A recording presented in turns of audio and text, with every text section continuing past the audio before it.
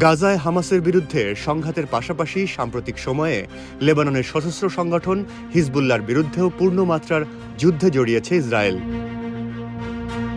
তবে বিশ্লেষকদের মতে শুধু হিজবুল্লাহকে নির্মূল করেই থামবে না ইসরায়েল, তাদের লক্ষ্য আরও বড়।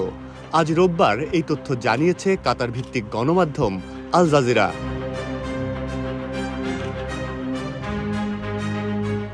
সাবেক মার্কিন কূটনীতিক নাবিল খৌরি বর্তমানে বিশ্লেষণী প্রতিষ্ঠান আরব সেন্টারে নন রেসিডেন্ট সিনিয়র ফেলো হিসেবে কর্মরত আছেন।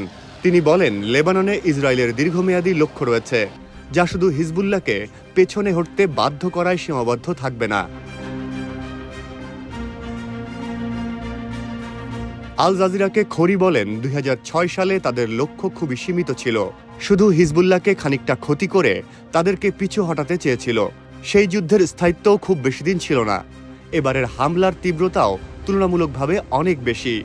এবার তারা পুরো লেবাননকেই লক্ষ্যবস্তু হিসেবে নির্ধারণ করেছে। আগেরবারের মতো একটি অঞ্চলে তাদের হামলা সীমাবদ্ধ নেই।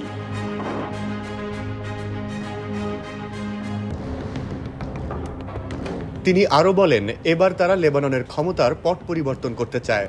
রাজনৈতিক গোষ্ঠীগুলোর সঙ্গে অচলাবস্থার কারণে দেশটিতে এ মুহূর্তে কোনো প্রেসিডেন্ট নেই। একটি তত্ত্বাবধায়ক সরকার দেশ চালাচ্ছে। তারা এমন কাউকে এই পদে বসাতে চাইবে যিনি তাদের মিত্র হবেন এবং ইসরায়েলের প্রতি বৈরী মনোভাব দেখাবেন না।